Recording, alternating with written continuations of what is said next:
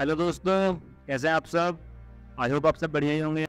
आज के इस वीडियो में हम लोग बात करने वाले हैं प्रोक्रास्टिनेशन के ऊपर। प्रोक्रास्टिनेशन होता क्या है, पहले हम इसके बारे में बात करते हैं ज़रा। प्रोक्रास्टिनेशन का मतलब होता है कि टाल-मटोल कर या कोई काम करने से पहले जो हमें आलस आता है, तो प्रोक्रास्टिनेशन कहते हैं। सो प्रोक्रास्टिनेशन आता क्यों है? इसकी ज़रा हम रीज़न पे बात करते हैं कि क्या कारण है जिसकी वजह से प्रोक्रास्टिनेशन एक इंसान करता है। पहला कारण है परफेक्शनिज्म। इंसान चाहता है कि ज़िंदगी में जो भी वो काम करे, वो सिंगल अटेम्प्ट में परफेक्ट करे। अरे मेरे भाई, सिंगल अटेम्प्ट में किसी का परफेक्ट नहीं होता। हमें ट्राई करना पड़ता है। ट्राई करते हैं हम कंटिन्यूअसली, उसके बाद हमारा रिज़ल्ट आता है। रिज़ल्ट आने के बाद फिर हम अटेम्प्ट करते हैं बेस्ड ऑन आवर फीडबैक, तब जाके आदमी परफेक्शनिज़्म तक पहुँचता है। तुम अब फर्स्ट ऑफ ऑल ट्राई करो, तभी जाके परफेक्ट बन सकते हो। और सेकंड कारण है कि नए-नए आइडियाज़ आना दिमाग में। जब भी काम हम स्टार्ट करने जाते हैं, तो नए-नए 10 तरीके के आइडियाज़ हमारे दिमाग में आते हैं। हमें लगता है ये भी ट्राई करना चाहिए, हमें लगता है वो भी ट्राई करना चाहिए, हमें लगता है ये भी ट्राई करना चाहिए। हमें अपने दिमाग को स्टेबल करना होता है, कोई भी आइडिया पे काम करने के लिए। तीसरा कारण है कि लो मोटिवेशन, कि हमें यार मोटिवेशन नहीं आता है जब भी हम काम करते हैं, तो ये भी कारण होता है प्रोक्रास्टिनेशन करने का। तो बेहतर है कि एक काम करो, पर उसको एक मोटिवेशन के साथ करो, ताकि तुम प्रोक्रास्टिनेट ना कर सको। उसके बाद आता है हमारा टाइम मैनेजमेंट इश्यूज़। बहुत से बंदे जिसको अपना टाइम मैनेजमेंट करना ही नहीं आता, वो टाइम मैनेज ही नहीं कर पाते। जब वो टाइम मैनेज नहीं कर पाते, तो अपने जो प्रोडक्टिव काम है, जिससे उनको फ़ायदा होने वाला है, वो उसका टाइम ही नहीं निकाल पाते, तो वो करते क्या है, वो प्रोक्रास्टिनेट करना स्टार्ट कर देते हैं। पाँचवा कारण है कि वो जब भी कोई काम स्टार्ट करते हैं, तो किसी डिस्ट्रैक्टेड एनवायरनमेंट में स्टार्ट करते हैं। जैसे कि कहीं आस-पास शोर हो रहा है, वहाँ बैठ के स्टार्ट करेंगे, या कहीं आस-पास अब कंस्ट्रक्शन का काम चल रहा है, या किसी भी तरीके का डिस्ट्रैक्टेड एनवायरनमेंट में जाके बैठते हैं, जाके उनको मन नहीं करता फिर काम करने में। उसके बाद आता है हमारा कि डिलेड आउटकम्स, कि कोई भी काम करते हैं, फिर समय तो लगता है रिज़ल्ट आने में। तो क्या करते हैं, वो रिज़ल्ट की ऊपर फ़ोकस करते हैं, वो अपने प्रोसेस पे काम नहीं करते हैं। वो सोचते हैं कि मैं जो भी करूँ अभी मिल जाए। भाई मेरे, ऑन द स्पॉट रिज़ल्ट किसी को नहीं मिलता। हर कोई मेहनत करता है, उसके बाद जाके उसको रिज़ल्ट मिलता है।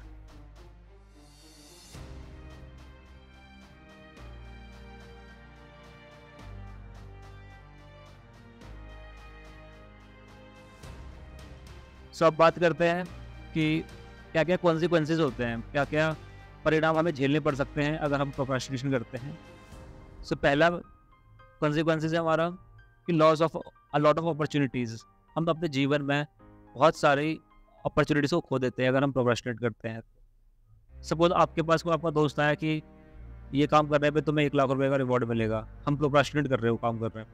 यार वो तो पैसे रह गए हमारे फिर तो। वो इतना प्रोक्रास्टिनेट करते हैं लाइफ में कि उनका करियर तक खत्म हो जाता है। तो मेरे भाई, कभी प्रोक्रास्टिनेट मत करना, वरना करियर खत्म हो जाएगा। तीसरा हमारा कॉन्सिक्वेंसेज़ है कि मेकिंग पुअर डिसीजंस। जो बंदा ज़्यादा प्रोक्रास्टिनेट करता है ना, उसके लाइफ के डिसीजन हमेशा ही गलत होते हैं। बिकॉज़ प्रोक्रास्टिनेशन का कारण क्या है? आलस्य है, और जो बंदा आलसी होता है, वो अपने जीवन में डिसीजन नहीं ले पाता, राइट? अब बात करते हैं डैमेजिंग आवर रेपुटेशन। आप प्रोक्रास्टिनेट करते हो, आपके बॉस को पता है या आपके सीनियर लीडर्स को पता है, तो इससे क्या होगा? आपकी रेपुटेशन खराब हो जाएगी। चाहे आप ऑफिस हो, आपके स्कूल में हो, आपके कॉलेज में हो, या आप किसी भी ऑर्गेनाइजेशन में क्यों ना हो, आपकी वहाँ पे रेपुटेशन ज़रूर गिरेगी। उसके बाद आता है हमारा कि लॉस ऑफ प्रीशियस टाइम। जब भी हम प्रोक्रास्टिनेट करते हैं, हम अपना कीमती समय खो देते हैं। हमारा समय सबसे बड़ा बलवान है, समय से बड़ा कोई नहीं है। हम वो समय को ही खो देते हैं। उसके बाद जो कॉन्सिक्वेंसेज़ आते हैं, हमारे रिलेशनशिप रुइन हो जाते हैं। हमारा रिलेशन दूसरों से खराब होने लगता है। हम प्रोक्रास्टिनेट करते हैं, हम आलस्य करते हैं। हमारे किसी दोस्त ने कहा मेरी हेल्प कर दे, मुझे एक काम में चाहिए हेल्प तेरी। वो बंदा प्रोक्रास्टिनेट कर रहा है, तो उससे क्या होगा? सामने वाले का ट्रस्ट खराब होगा, ट्रस्ट खराब होगा तो हमारा उससे रिलेशन भी खराब हो जाएगा। उसके बाद आता है हमारा इमेज लॉस। अगर आप प्रोक्रास्टिनेट करते हो ना, तो सामने वाला आपको लेथार्जिक, लेज़ी, कामचोर ही समझेगा। भले ही आप कितने बड़े तोप क्यों ना हो, सामने वाले की नज़र में आप हमेशा ही कामचोर रहेंगे। तो कामचोर आदमी को कौन हेल्प करेगा भाई? सोच के तो देखो।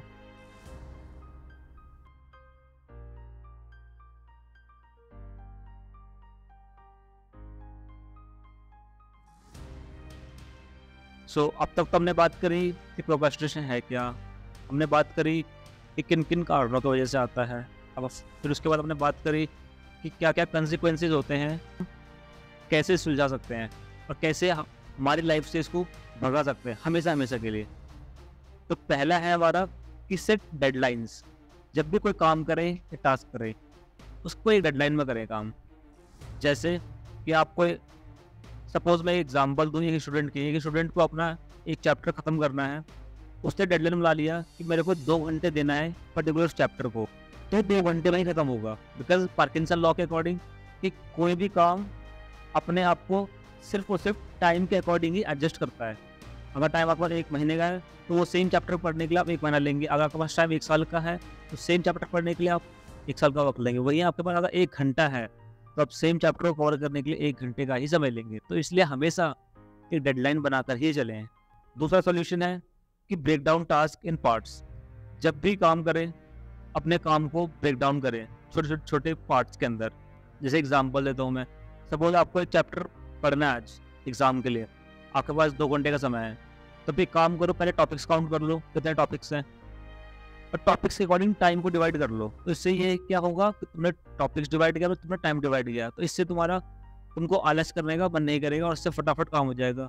उसके बाद नेक्स्ट सोल्यूशन है कि minimise distraction in your environment. जब भी काम करने बैठे, जहाँ पे शोर हो रहा है वहाँ पे कतई ना बैठे, क्योंकि जहाँ पे शोर होता है ना वहाँ पे हमारा मन भागता है। बिकॉज मन हमारा चंचल है यार, कहाँ तक पकड़ोगे, मन और हवा को कोई नहीं कैद कर सकता। तो इसलिए वहीं बैठो जहाँ पे कम से कम डिस्ट्रैक्शन होता है। उसके बाद नेक्स्ट जो सोल्यूशन है कि हमेशा एक प्रोफेशनल माइंडसेट रखें अपना। अब बहुत से लोग पूछेंगे यार कि प्रोफेशनल माइंडसेट किसे कहते हैं। तो प्रोफेशनल माइंडसेट का मतलब ये है, जैसे एग्जांपल लेता हूँ, अगर किसी डॉक्टर के पास पेशेंट आया और पेशेंट की हालत बहुत ख़राब है, बहुत ज़्यादा, तो तुम्हें क्या लगता है डॉक्टर प्रोक्रास्टिनेट करेगा वहाँ पे? तो बिल्कुल नहीं करेगा प्रोक्रास्टिनेट करने का। क्यों? क्योंकि पेशेंट मर जाएगा, राइट? तो करना क्या है, अपना हमेशा एक प्रोफेशनल माइंडसेट बनाना है, जैसे डॉक्टरों का होता है और अलग अलग प्रोफेशनल्स में होता है।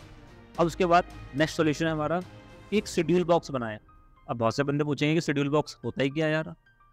तो शेड्यूल बॉक्स का मतलब है कि एक पर्टिकुलर अपने पूरे दिन में एक टाइम स्लॉट बनाएं जिसमें आप सिर्फ और सिर्फ प्रोडक्टिव रहेंगे 100%।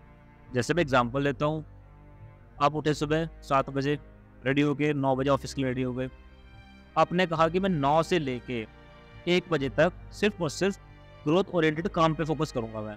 तो अगर ग्रोथ ओरिएंटेड काम पे फोकस कर रहे हैं तो वो जो 9 से 1 का समय है, हम जीरो डिस्ट्रैक्शन पे काम करेंगे। तो इससे ये क्या होगा कि हमारी प्रोडक्टिविटी बढ़ेगी और हमारा काम भी हो जाएगा। बाकी जिस समय में जो 1 के बाद बचा हमारा समय, उसमें आप मिक्स रख सकते हो, काम भी करो, आपको अगर कुछ अपना टाइम किसी को देना आप दे भी सकते हो। बट वो जो 9 से 1 का समय है वो सिर्फ आपके लिए है, वो आपके सिर्फ ग्रोथ के लिए है और उसके बीच कोई नहीं। अब नेक्स्ट सॉल्यूशन की बात करते हैं हम लोग कि वर्क बॉक्स बनाएं। वर्क बॉक्स का मतलब है कि अपने दिन को सुबह उठने से पहले एक टू डू लिस्ट बना लें कि आज दिन में हमें करना क्या है। जैसे एग्जांपल लेता हूँ, सपोज आपको 5 काम करने हैं आज एक दिन में, तो उस 5 काम को एक छोटी सी अपने नोटपैड में या अपने डायरीज में जो आप बना के रखते हैं उसमें लिख लीजिए। और अगर वो 5 काम खत्म हो जाते हैं आपके रात को सोने से पहले, तो अपने आप को रिवॉर्ड करिए। अगर वो नहीं खत्म होते वो 5 काम, मैंने एग्जांपल 5 का लिया, आप कुछ भी रख सकते हैं बेस्ड ऑन योर पोटेंशियल, क्या पोटेंशियल है आपका। अगर वो 5 काम नहीं खत्म होते हैं तो अपने आपको पेनल्टीज दीजिए, और पेनल्टीज भी पॉजिटिव पेनल्टीज, ऐसे नहीं कि कुछ भी दे रहे हो पेनल्टी, जैसे कि अपने आपको थप्पड़ मारना वगैरह। अपने